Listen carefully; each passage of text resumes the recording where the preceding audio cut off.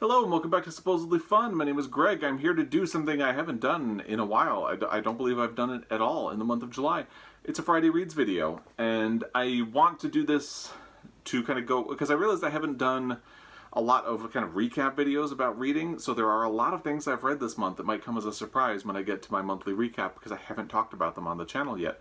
A lot of that is because I was doing my bookshelf tour, so that's kind of taken up the thrust of my posting this month, which is fine because I've actually been enjoying doing that as much as kind of long and involved as those are to create.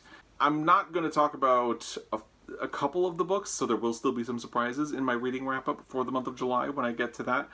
But I'm just going to cover things that I have finished this week, that I am currently reading, and some things that I am looking at starting. I am going to give a quick shout out to Girl, Woman, Other, which I did not finish this week, but I did post my review of it this week, so shout out to my Girl, Woman, Other book review. I hadn't done a long form review of a book in a while, not since really Lonesome Dove, and I thought there was a lot to talk about with this book, so I'm going to link that review down below. If you have watched it, great. If not, maybe do me a solid and check it out. Up to you. Now, something that I did finish this week on Sunday was Ask Again Yes by Mary Beth Keane. I got this book last summer and have been, it's kind of been on the back burner in my mind that the premise of it sounded really interesting, but I never really heard a lot of people talking about it, not on Bookstagram or here on BookTube. I didn't see a whole lot of reviews of it. It didn't show up on a lot of year-end best lists for 2019. So it was kind of always in my mind as something that I was interested in reading, but it was never really, it never had a sense of urgency attached to it in any way. So I actually listened to it on audio, although I have a physical copy of the book, and I'm a little ashamed to say if the audio had not been available, I may not have gotten to this book for a while. But I actually really liked it, and I just enjoyed it a lot. So if you're not familiar, and I'm willing to bet a lot of people here are not familiar, the premise of this book is that in the 1970s, Frances and Brian get, I think it's Frances Gleason and Brian Stanhope, is that it? Frances Gleason and Brian Stanhope. They're both police officers for the NYPD. They both settle their families in houses that are next to each other. And their families will become intertwined and forever linked by a kind of traumatic event, which I'll get into in a moment. And then from there, the book heads toward the modern era to examine the lasting impact of this traumatic event. Interestingly, both Brian's wife, Anne, and Francis himself are immigrants from Ireland. They have that in common, but they don't really ever connect to each other. Brian's wife, Anne, is kind of mentally unstable. She's always kind of dangling by a thread. She desperately wants to have a child, and they struggle very hard, while Francis and his wife manage to have children, and eventually Anne and Brian manage to have a son named Peter, roughly at the same time that Francis has a daughter named Kate. Kate and Peter become friends, and then they become sort of, they flirt with each other as they become teenagers. They start to kind of toy with the idea of a relationship, and because she is kind of mentally unstable, is very much against the relationship. She wants to shelter her son. She feels like Kate is a little bit trashy. She has a tendency to go into these wild rages.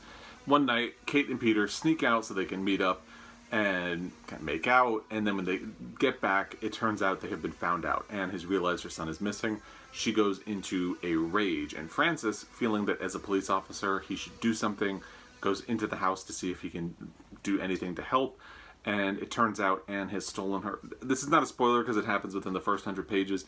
Anne has stolen her husband's gun because he is also a police officer, and she shoots Francis with it. He survives. He does have very serious injuries, and eventually he kind of gets his life back a little bit, although it's not going to be, it's not an easy road. The book is a lot about how this impacts them and how they go forward from there. Part of that is Francis's journey toward becoming himself again, or feeling himself again, and the difficulties of his marriage and with his children, who treat him sort of differently over time. Brian, Anne, and Peter have to leave the neighborhood after this happens. Anne is sent into a mental institution. Peter ends up living with his uncle after his father basically just abandons him. And he is separated from Kate. Eventually, when they're in college, Kate and Peter start messaging each other again. And I won't go too far into any kind of spoiler territory. Like I said, this all basically happens within the first 100 to 150 pages of a almost 400-page book. So that's kind of the inciting incident and the setup. What I really like about this book, and what intrigued me about it so much, is that it's as much about the folly of thinking that you can just leave the past behind. A lot of times characters in this book think that they can just go on and everything will be fine. They don't need to worry about it. When Kate and Peter start a relationship again, she kind of brushes off the idea that things could be complicated because his mother shot her father in the face. Because she just says, well, your mother doesn't define you, and she's out of our lives now. And it's like, well, it's his mother. It's always going to be a complicating factor. And sure enough, she is a complicating factor. Peter doesn't necessarily deal with the trauma of what his mother does and his father running off. So his life will have complicating factors because he did not stop and try to deal with it, heal himself on the inside, and reckon with his family and what has been done. So on the one hand, the book is very much about how you can't ignore the past, but at the same time, it's about how the past doesn't have to define you, and it will only do that if you allow it to. And I just thought that was really fascinating. I thought it was very well done. I really enjoyed this book. I would definitely recommend it if you have not read it, or if you have a copy that you had backburnered because there are other things on your TBR that seem a lot more urgent. I would say read this, check it out. I really enjoyed it. I love a book about a complicated family. I have a complicated family. I love books about people dealing with trauma. It's something I've done in my life, and trying to forge a life of their own. Again, that's something I've done in my life. We bring our own emotional baggage into a book, and this kind of tied in with a lot of mine and checked a lot of boxes for me. So perhaps I'm a little bit biased. I'd be curious if anybody else has read this. Let me know what you thought. Maybe it just kind of vibed with a lot of things that I go for in literature. But yeah, I really enjoyed this book. So that's Ask Again Yes by Mary Beth Keane, published by Scribner. Check it out. Another book I finished this week is On Earth We're Briefly Gorgeous by Ocean Vuong. I have been wanting to read this book for over a year since it was released. This was something that was urgently on my TBR, and I just never got around to it. Interestingly, when it was released, it felt like it had rapturous reception, and then over time, that kind of got more complicated. It seems like a very love it or hate it book. There are people who picked it up immediately because of the praise that it was receiving and just did not like it. And a lot of people just flat out hated it.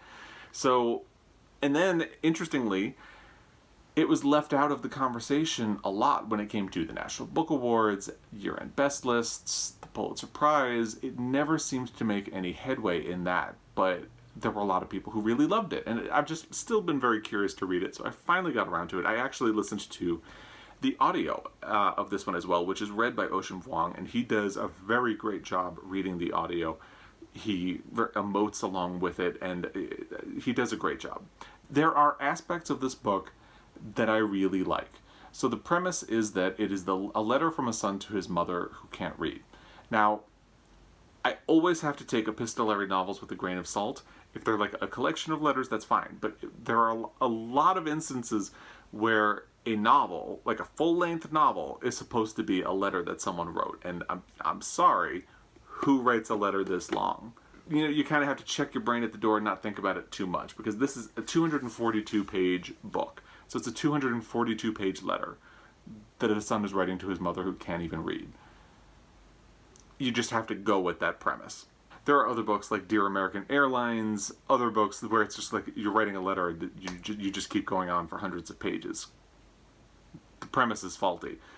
But that's like a me thing. I think where this really starts to go off a little bit is that it's very much about, so his mother and his grandmother are struggling with the Vietnam War and everything that happened to them as a result of that, and the process of moving to the United States where they were treated very badly as immigrants. And it's about their poverty, and his mother works very long hours in a nail salon, and she tries to constantly get out of that life and ends up right back there.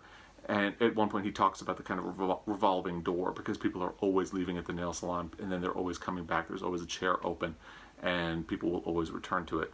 And I think that's really interesting. The way in which his mother is treated while she is doing her job is interesting. The mother-son relationship here is really interesting, especially given that the mother is a very traditional woman and her son grows up in America and eventually has to deal with the fact that he is gay. And that part of the book is beautiful. There are some really staggering moments and observations in there, but there's a lot going on in this book beyond just that. And it ends up feeling a little bit muddied to me. It starts to feel like, okay, what is the point of this? And you do have to kind of check your brain at the door again a little bit, because ostensibly he is writing this letter to his mother to explain their relationship and explain what happened and how things ended and where he is. But he gets really into his sexual relationship, his first sexual relationship with a boy, and I did see a review on Goodreads that said, well, who's going to tell their mother about that? And I get why, but it does, at the same time, not quite make sense, where you're like, okay, he could have just hinted at a lot of these details if this is for his mother to read. But again, you're deliberately questioning the form of the book because of the way it's been presented. If it had just been a novel, it would have been fine. But the fact that it's presented as a letter to a mother does immediately make you start thinking, he's telling his mother this? Wow. Okay, you go. So, but he really gets into that relationship and the complicated relationship that boy had with his sexuality, and the things that they did together, and the kind of self-destructive bent that ultimately overtook that boy's life. And it gets in really hard into the opioid crisis in America, to the point where at points it feels like he is laying out what Purdue Pharma, the company that is currently being sued for the opioid crisis in America, did, and things that people have been doing about it. So it feels like it very much intrudes into the book, and it just starts to feel muddied to me. Like I said, I think that's a good word for it. And I kind of have an issue with purple or flowery prose, whatever you want to call it. And this goes in very hard on that. I think there are a lot of phrases that are just beautiful, but there are a lot of phrases that are also kind of like, does that make sense? I don't know. And there are a lot of phrases that I wanted to cynically create a checklist for every time he used the word salt, like salty or salted or just salt. It came up a lot, and it felt like every time he said it toward about the middle of the book, I just wanted to laugh. And coppery and things like that. And some of it is beautiful, but a lot of it is just like too much, tone it down. So I think I wanted to like this book more than I actually did. I think it's fine, but I think it would have been much better if it had just been a story about a mother and a son, and maybe hinted at the relationship with the boy, and maybe not gone as hard into, because it's hard to figure out what it's saying ultimately. And at first it also really goes in hard on the animal cruelty comes up a lot. He talks about veal many times, and he keeps going back to it, for instance. And for a while, it was kind of hard to figure out, like, well, why is he talking about this? What's he doing? Well, he does ultimately have a point to say about that, and I won't talk about what it is. But at the same time, it just starts to feel like there's a lot in there that doesn't tie it into that final summary at the end. And there could have been some tightening up. Ultimately, I just wanted to like it more than I did. So there you go. That's what it is. And that is On Earth We're Briefly Gorgeous by Ocean Vuong. This is published by Penguin Press. So those are the books that I have finished this week. Let's go into what I am currently reading. First is The Fifth Season by N.K. Jemisin. This is book one of the Broken Earth trilogy. I've been really wanting to read N.K. Jemisin for a while.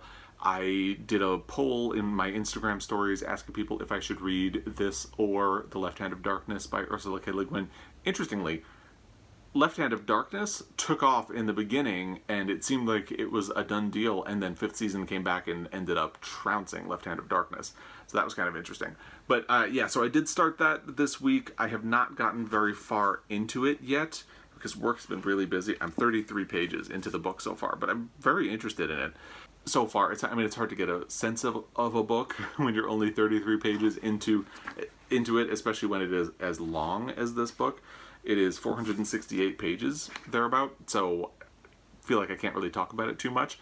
But it's also been a long time since I read a book that involved a lot of world building, so this has been very interesting to get into. I mean, there's a whole glossary in the back, and in the first 33 pages, I have referred to the glossary of terms many times. Partially because I'm curious, but also because they do drop the words in casually in conversation, so it is very helpful to have that there.